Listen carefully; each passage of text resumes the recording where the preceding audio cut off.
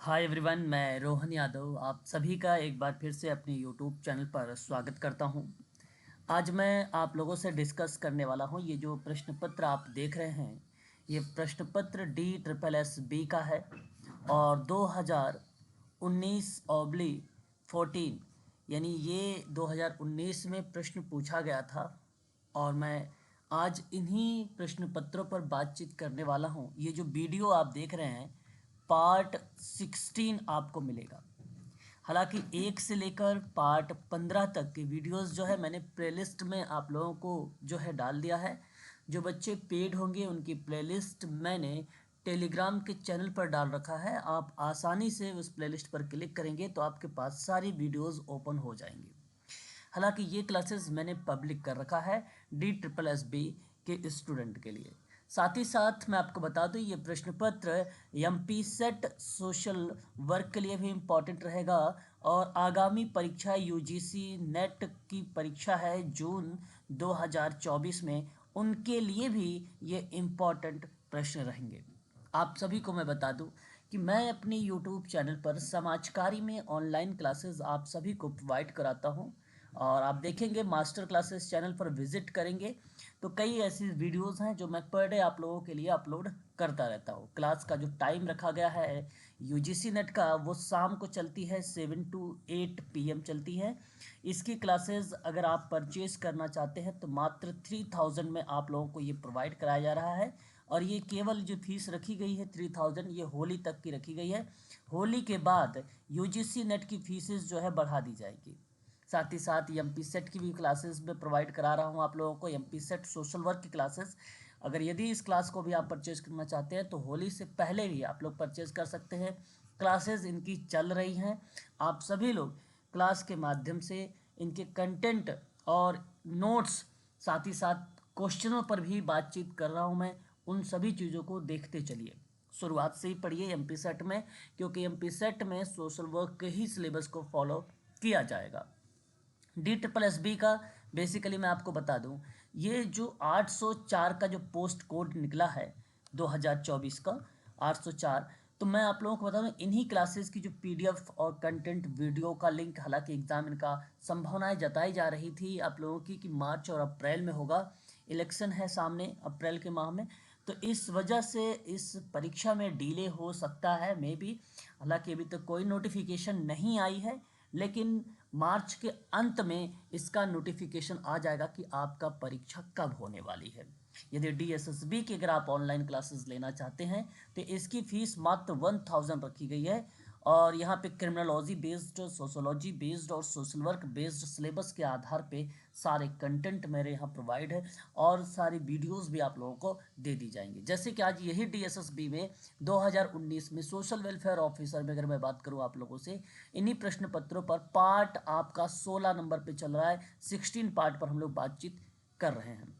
साथ ही साथ MPPSC की भी मैं ऑनलाइन क्लासेस चलाता हूँ। इसकी क्लासेस लास्ट में मैंने 2-3 दिन ऑफ कर दिया था कंटिन्यू, लेकिन अब इसकी क्लासेस लगभग लास्ट 2 डेज से आप लोगों की निरंतर तरीके से दोपहर 1 to 2 PM आप सभी की चलाई जा रही हैं। और यूनिट नंबर 7 पर हम लोग इस समय बातचीत कर रहे हैं। आज का टॉपिक हालांकि सामाजिक स्तरीकरण के कुछ सिद्धांत है, उन्हीं सिद्धांतों को आगे बढ़ते हुए हम लोग कुछ नए टॉपिक पर भी आज विचार विमर्श करने वाले हैं।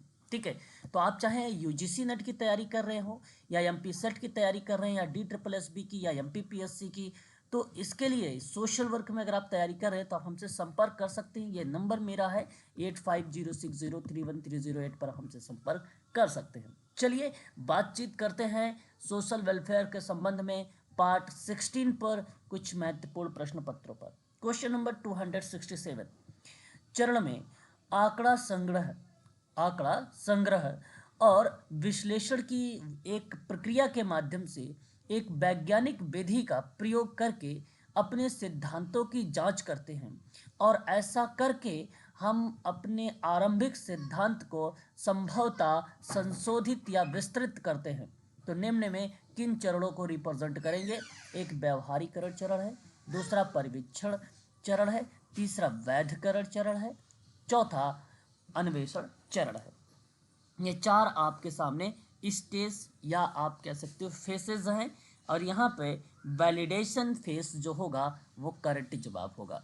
ऑप्शन नंबर सी यहाँ पर आपका सही माना जाएगा। आंकड़ों का संग्रह है, विश्लेषण की प्रक्रिया है, इन्हीं के माध्यम से वैज्ञानिक विधियों का प्रयोग हो रहा है, अपने सिद्धांतों की जांच भी की जा रही है, साथ ही साथ हम ऐसा करने से आरंभिक सिद्धांत को संभवतः संशोधित भी कर रहे हैं, मॉडिफिकेशन भी कर रहे हैं। तो विस्तृत रूप में अगर हम बात करते हैं तो वह वैधीकरण चरण को रिलेट कराता है।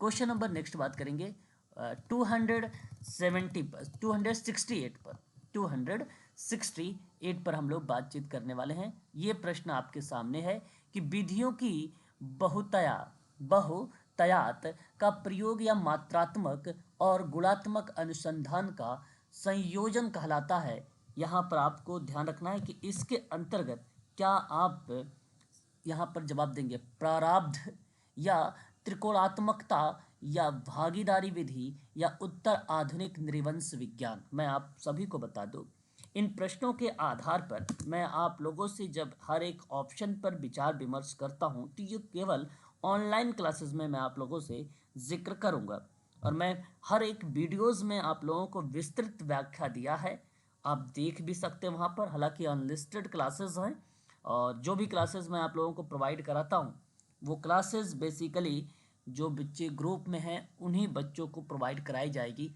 जितनी भी क्लासेस हैं डिस्कशन की। ठीक है, तो विधियों की बहुलता कह लीजिए या बहुतायात कह लीजिए, इसका प्रयोग या मात्रात्मक या गुणात्मक अनुसंधान का संयोजन है।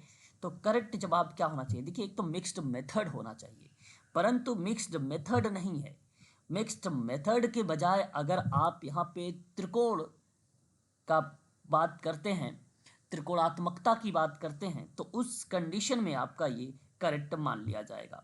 और यहाँ सही जवाब बेसिकली अगर हम जिक्र करते हैं तो ऑप्शन नंबर आपका जो जाएगा वो ट्रेंगुलेशंस जाएगा, और ट्रेंगुलेशंस ही ऑप्शन बी आपका करेक्ट माना जाएगा। ठीक है, क्या चीज़ें रिलेट करती हैं प्रारब्ध को, इन सभी चीज़ों के बारे में, पार्टिसिपेशन मेथड के बारे में, पोस्ट मॉडर्न के बारे में हम सभी लोग बात करेंगे आज की क्लास में शाम 8:30 बजे डिटेल में। क्वेश्चन नंबर 269, एक विस्तारित समयावधि में एक या अधिक वास्तविक जीवन अवस्थितियों में एक समस्या की गहन जांच डैश कहलाती है। तो सही जवाब इसका केस रिसर्च होता है। केस रिसर्च को मामला अनुसंधान कहते हैं। ऑप्शन नंबर अगेन बी आपका करेक्ट होगा। Question number 270, very very most important question. Cerebral palsy है, इसको हिंदी में प्रमस्तकीय पक्षाघात कहते हैं, का दशा मतलब एक कंडीशन होती है। बात सत्य है, ये बातचीत ध्यान रखिएगा आप सभी लोग। तो कहा कि जिसमें बालक का मस्तिष्क डैश से क्षतिग्रस्त हो जाता है, जन्म से पूर्व, जन्म के दौरान, जन्म के तुरंत बाद, या उपयुक्त सभी। 270, cerebral palsy is a condition and mental retardation is a condition.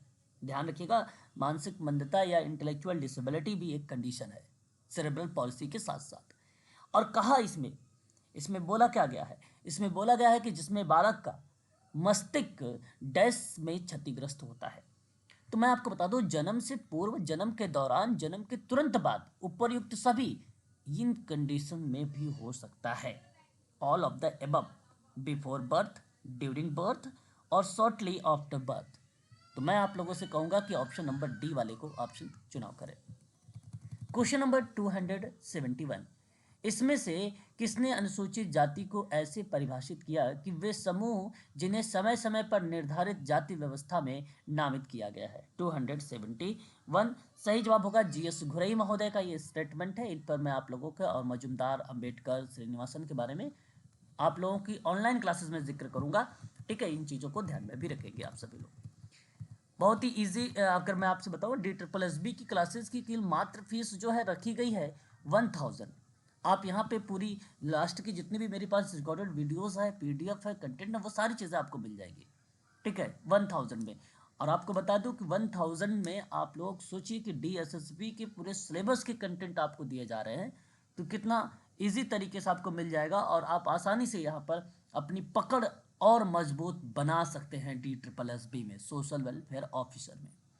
Question number 272 देखिए क्या कह रहा है कि डैश एक प्रणाली के सभी या अंशों का प्रस्तुतिकरण है जो उस प्रणाली का अध्ययन करने के लिए बनाया जाता है। हालांकि ये एक मॉडल है ये, है ना। और इस जगह अगर मैं आप लोगों से बात करूंगा तो ऑप्शन नंबर अगर आप चुनाव कर रहे हैं तो आप ए का चुनाव करें, या एक मॉडल के रूप में रिप्रेजेंट होता है। तो यहाँ सही जवाब जो होगा ऑप्शन ए ही करेक्ट होगा, एक मॉडल के रूप में ये जाना जाता है। ठीक है, देखो थ्योरी नहीं होगा, ना ही कॉन्सेप्ट होगा, ना ही ये पैराडाइम होगा। ठीक है, या परिपेक्ष भी आप कह सकते हो। ठीक है, उसी को। क्वेश्चन नंबर 273 की बात करते हैं। डैश अक्सर नज़रअंदाज किया गया परंतु डैश अक्सर नज़रअंदाज किया गया परंतु अनुसंधान प्रक्रिया का अत्यंत महत्वपूर्ण भाग है, या आपके अनुसंधान डिजाइन में संभावित समस्याओं का पता लगाता है।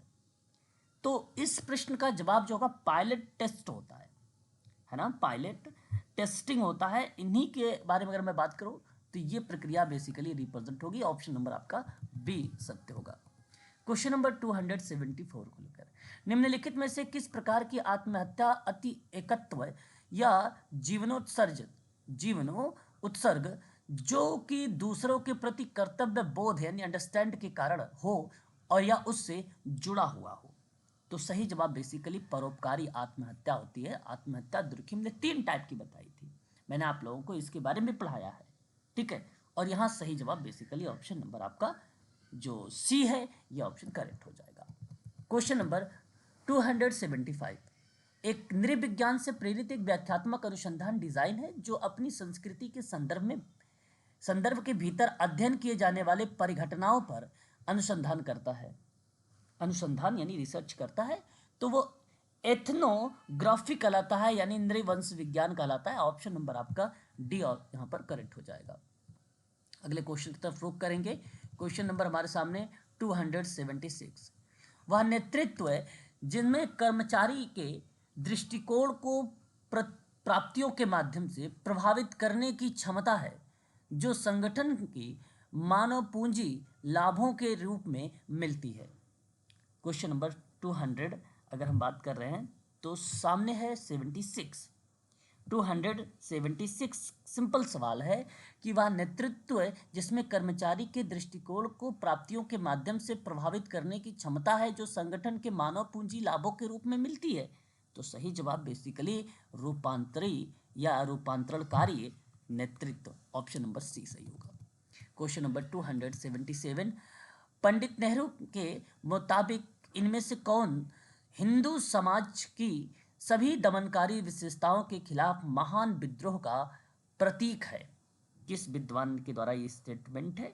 तो डॉक्टर भीमराव अंबेडकर के नाम यहाँ पर करेक्ट होगा। ऑप्शन नंबर आपका डी सत्य माना जाएगा।